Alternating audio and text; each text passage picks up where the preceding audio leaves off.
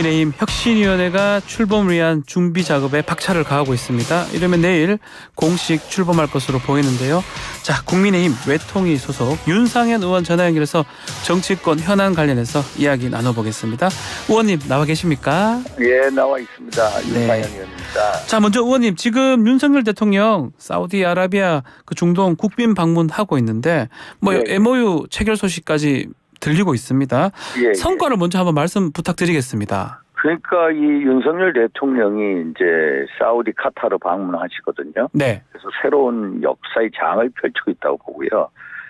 일단 사우디 가서 보면은 최규하 대통령이 이후에 43년 만에요. 아하. 역대 두 번째 공동 성명을 냈습니다. 성명. 예. 작년에 빈살만이 와서 한국에 왔었죠. 예, 미래지향적 전략 동반자 관계를 맺지 않았습니까? 네. 그게 뭐냐면 지금까지 석유 건설 위주에서 최첨단으로 나아가자. 예를 들어서 뭐 원전 IT 뭐 수소 경제 이런 걸 맺었거든요. 그러면서 요번에 작년에 300억 달러 MOU 체결했고요. 요번에 또 150억 달러 MOU 체결했습니다. 예.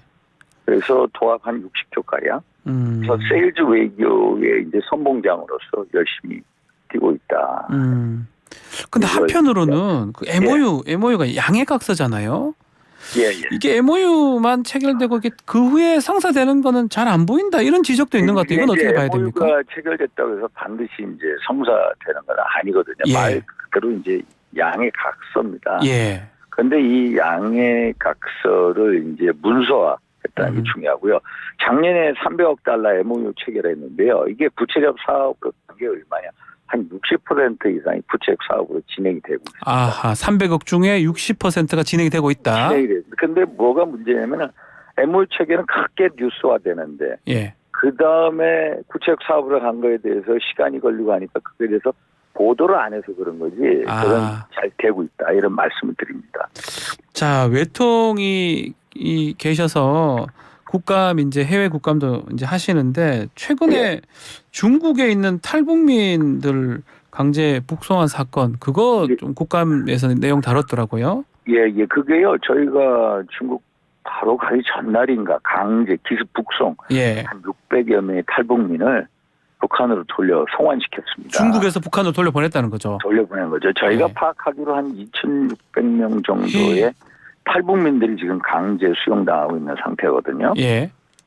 그 북한의 각 이제 뭐 단동이라든지 선양 이런 구금소에 있습니다. 네. 그래서 우리가 지난번에 이제 그 항저우 아시안 게임 전에 갔죠. 우리 한덕수 총리가. 그래서 시진핑 주석을 만나서 강제 북송을 하지 말아달라라고까지 강력히 요구를 했습니다. 네. 그런데도 이번에 또 강제 북송을 아시안 게임이 끝나자마자 해버렸거든요. 근데 문제는 뭐냐면 중국이라는 나라가 이게 유엔 난민 협약, 뭐 고문 방지 협약 뭐 있어가지고 강제 송환 금지 원칙이 있습니다. 우리가 이제 농르플로망이라고 해가지고 그런데요. 근데 이 중국이라는 나라 유엔 인권 이사의 이사국이고요. 안보리 상임 이사국 아닙니까? 무슨 대국이 탈북민 문제에 대해서 강제 북송하는 건 이것을 용서할 수 없는 국제법 위반이라는 겁니다. 그래서 이것을 우리가 지금까지 조용한 외교해 왔는데 아니다. 국제 무대에서 이슈화시켜야 된다. 라고 제가 주장을 하고 있습니다. 요거는 중국에 좀 요청을 좀 해야 될 부분이다 이렇게 보시는 거군요. 요청을요. 또 그리고 제가 대사관에서 얘기한 게 이제 우리 대통령이 가치외교의 전도사라고 하면서 자유, 인권 이런 걸 강조하고 있지 않습니까? 그런데 우리 외교관들이 그 중국의 당국자들 만나서 강제 북송하지 말아달라 이렇게 얘기해서는 안 된다는 겁니다. 제 얘기는 뭐냐면 좀 더 강하게. 어떻게 얘기하냐면 지금 각종 국금 시설에 중국 내 몇 명이 있는지 구체적인 인적 사항이나 소재지를 파악하라는 겁니다. 대사관이라고 너희 가만히 있지 말고 북한 인권단체, 선교단체들은 다 알고 있거든. 그 사람들을 연계해가지고 예를 들어서 심양의 국금소에 어떤 사람, A라는 사람이 어디에 있다. 특정을 해서 이 사람을 내달라라고 해야 하는 게 가치외교의 전도사로서 실무자들이 할 역할이다. 또 그렇게 안 하고 있다라고 해가지고 제가 강하게 질타를 하고 왔습니다. 그렇게 해야 됩니다. 그래야 그걸 빼내지 그냥 만나가지고 대충 얘기해서 될 일이 아니다 이 말씀이네요. 그렇죠. 강제 북송하지 말아달라. 그런 식으로 얘기하지 말고 A라는 국금소에 B라는 사람이 있는데 이 사람 빨리 내놔라. 이 사람은 엄연히 대한민국 국민이다. 이렇게 강하게 나가야 된다고 제가 주문했습니다. 자, 그리고 또 인근 나라 일본입니다. 일본은 오염수 2차 방류 완료를 했는데 지금 삼중수소 농도가 좀 검출한치 이상으로 나왔다는 얘기가 있습니다. 근데 이제 그 검출 이 기준치를 너무 확 내렸거든요. 그런데 우리가 최근에 이제 1차에서 방류수에 뭐 16베크럴의 이제 오염수가 나왔다라는데 요번에 22베크럴이라고 나왔다. 이렇게 해가지고 이제 좀 높아졌다고 하는데 사실 우리가 식수 기준이 얼마냐? 리터당 1만 베크럴입니다. 1만 베크럴. 전혀 그거에 미치지 못해요. 너무 민감해 할 필요는 없다. 이게 적어도 방류를 중단한다는 이 일본 측의 계획이 얼마야? 700베크럴을 초과해야 됩니다. 700. 예. 예, 그래서 그거를 자세히 우리가 이제 점검하겠지만 그거에 대해서 민감해하거나 염려할 수준은 아니다. 자, 국내 정치에 관한 질문도 좀 드려보겠습니다. 의원님이 덧셈 정치 말씀하셨습니다. 이준석 전 대표 나가면 우리 승리 못한다 이렇게 얘기를 했는데 저희는 어제 또 장해찬 최고위원하고 또 얘기를 하면서 이준석 전 대표 너무 과대평가 한 거 아니냐 이렇게 반박을 하던데. 아니, 이준석 대표에 대해서 과대평가를 조심해야 됩니다. 그러나 저는요 과소평가는 더 조심해야 됩니다.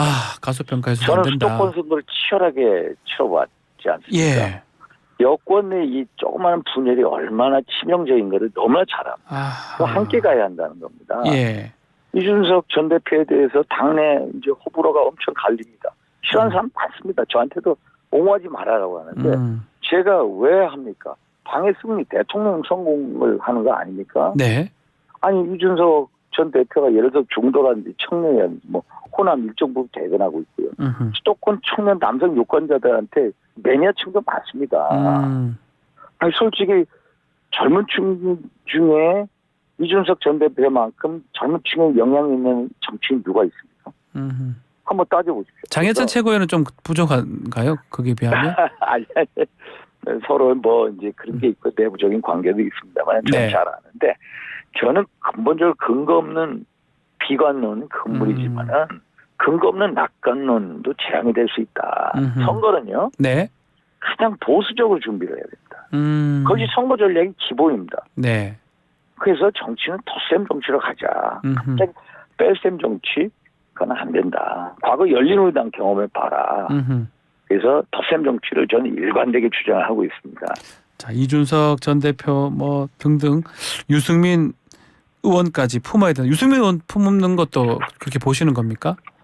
일단 원칙적으로 덧셈 정치지만은 이준석 대표하고 좀 결이 다른 것도 있습니다. 유승민 전 의원 같은 경우는 너무 감정적인 어떤 당이나 대통령의 감정적인 반대 뉘앙스가 너무 많이 풍깁니다. 그래서 그게 정말로 감정적인 반대가 아니라 당과 정부에 대한 충정을 한다는 믿음을 우리 당원들이나 국민들한테 보여줬으면 하는 그런 바람을 저는 가지고 있습니다. 근데 안철수 의원이 지금 이준석 전 대표 제명 운동 하려고 홈페이지 뭐 서명 동료를 하던데 이거는 어떻게 봐야 됩니까? 안철수 의원도 수도권에 계시는 분이잖아요. 그러니까 안철수 의원하고 저도 아주 잘 아시고요. 친한 관계인데 자꾸 그러더라고요. 저하고 이렇게 이거를 하겠다고. 그래서 난 뭔가 했습니다. 내용을 몰랐어요. 저한테 얘기를 해주시더라고요.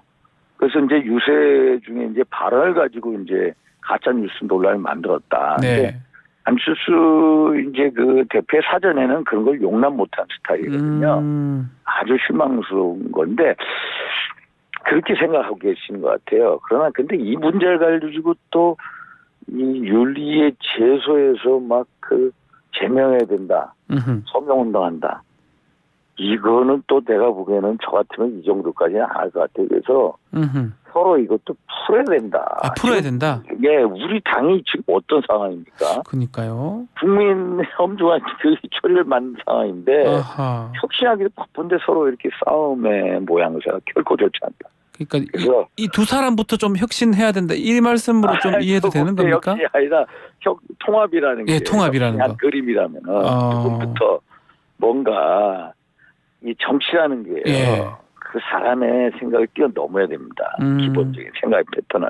두 분을 만나서 멋지게 풀어야 된다. 네. 그래서 제가 우리 안철수 의원께서 아직 안 오셨습니다. 예. 지금 해외 국감 같이 가셨던 거 아닙니까? 저하고는 다른 지역이라. 예. 가기 전에 뵀는데 저는 이거 풀어야 된다. 제가 말씀드리고요. 네. 제가 가운데서 역할도 하려고요. 역할을 하시겠다. 정치라는 그게 바로 정치하고 저는 생각을 정치가 합니다. 중간에서 이렇게 밀당도 하고 이런 게 정치잖아요. 그게 정치인데. 아하. 그래서 저 성격을 두 분은 잘 아시기 때문에 예. 제가 가운데서 역할을 하려고 합니다. 자, 우리 윤상현 의원님께서 역할을 하실지 한번 지켜보기로 하고요. 자, 인요한 혁신위원이 위원회가 떴습니다. 좀 대대적인 당개혁 얘기를 좀 했었는데, 자, 눈에 띄는 거는 천하람 위원장한테 제안을 했다고 하던데 이게 거절했다 이런 얘기도 있더라고요. 앞으로 어떤 방향으로 혁신위원이라든지 구성이 되는 게 맞다고 보십니까? 근데 혁신이라는 게 보면 이제 우리가 이번에 선거를 통해서 이제 그게 계기가 되지 않았습니까? 예. 그러니까 제가 수도권 위기론을 한 3개월 계속 추천했는데 맞습니다. 수도권 위기 그거를 정말로 정밀 여론조사해 보고요. 거기서 다 진단해 보면 대책이 다 나옵니다. 네? 그게 혁신의 방향으로 그려지지 않겠나 이렇게 보고 있습니다. 수도권에 대한 위기론이 왜 됐는지 그걸 해결하는 방법을 찾는 게 혁신이 가장 중요한 방향이다. 그거 하면은 다 거기서 예. 다 혁신의 방향이 나오게끔 되어 있습니다. 자, 곧 혁신위원이 이제 구성이 이제 되는데, 천하람 위원장은 왜 이거 거절을 했을까요? 천하람 위원장 같은 경우에는 전 첫째, 일단 지난번에 최재형 혁신위원으로 일했고요. 두 번째, 아마 본인 그걸로는 좀 본인의 기준에 미흡하다고 느꼈을 겁니다. 본인은 이게 말이 맞냐 모르겠 대표에 출마했다 뭐 이거 아닙니까? 예? 당 대표 출마했던 이제 그게 있으니까 그런 의미에서 맞지 않다 이 말인가요? 그런 의미가 아니라 이제 그 혁신위원회에 대해서 이제 본인이 생각하는 그림에 대해서 아마 안 맞았을 거라고 판단해서 그랬을 겁니다. 그러면 그 예전에 그 천하용인이라고 했잖아요. 천하람 위원장 포함해서 이준석 전 대표라든지 인요한 위원장이 추가로 제안할 가능성은 있습니까? 아니면 추가로 제안해도 아마 안 들어갈 겁니다. 그러면 우리 의원님 보시기에는 그런 제안을 하는 게 필요하다고 보시는지요? 근데 그게 이게 뭐냐면은 진짜 혁신을 해야 돼. 정말 혁신.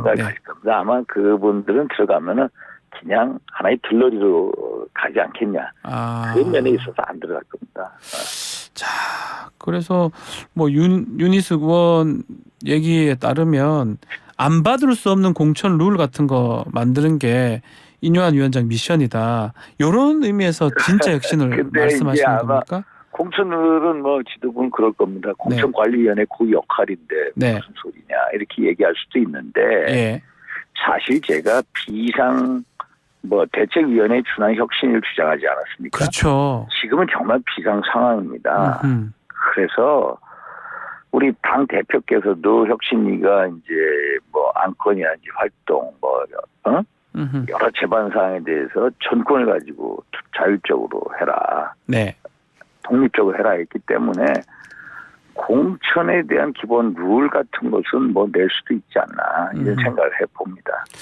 자, 근데 이제 오늘 보도 보니까 국민의힘에서 총선 기획단도 또 인재영입위원도 다음 주에 발족을 한다고 합니다.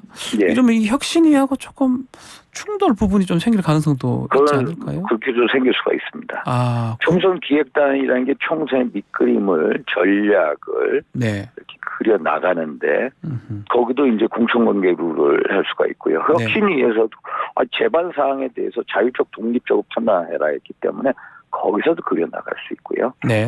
결국 이게 최고위원회로 가지 않겠나 이렇게 보고 있습니다. 결국 모든 게 최고위에서 모여서 최고위에서 결정을 해야 될 상황이다. 그런 상황으로 갈 것 같습니다.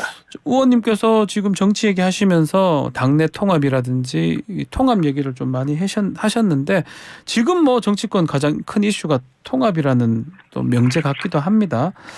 지금 이재명 대표의 여야정 3자 회동 역제안 이 부분 어떻게 보십니까? 지금 뭐 이 대통령실에서는 언급은 나오고 있지 않고 있습니다만은요. 근데 역제한인데 지금 대통령의 외교의 어떤 보면은 골든 타이밍이거든요. 네.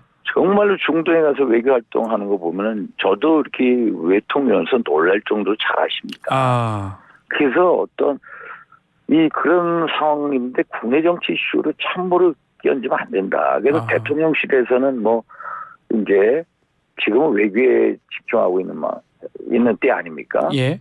일정 끝난 다음에 판단해도 된다. 저는 그렇게 생각을 하고 있습니다. 그러면 다녀온 후에 만나는 것도 이렇게 고려할 수 있나요? 일각 보도에 따르면 박근혜 전 대통령 만난다는 또 보도가 있는 것 같기도 하고요. 아마 그게 뭐 몇 달 전부터 그렇게 되었던 것 같아요. 그래서 두 분이 만날 것 같습니다. 박근혜 전 대통령과 만나는 겁니까? 예, 저는 그렇게 보고 있습니다. 그러면 그 두 분이 만나는 것도 상당히 좀 주목할 어떤 메시지가 있을까요? 뭐 또 메시지보다는 이제 두 분이 만나신 게 제가 알기로 지난 그 대통령 취임식. 네, 그때 보고. 5월 9일 날 뵀고요. 예. 또 5월 9일 이전에 당선자 시절에 뵀고요. 두 번 뵀을 겁니다.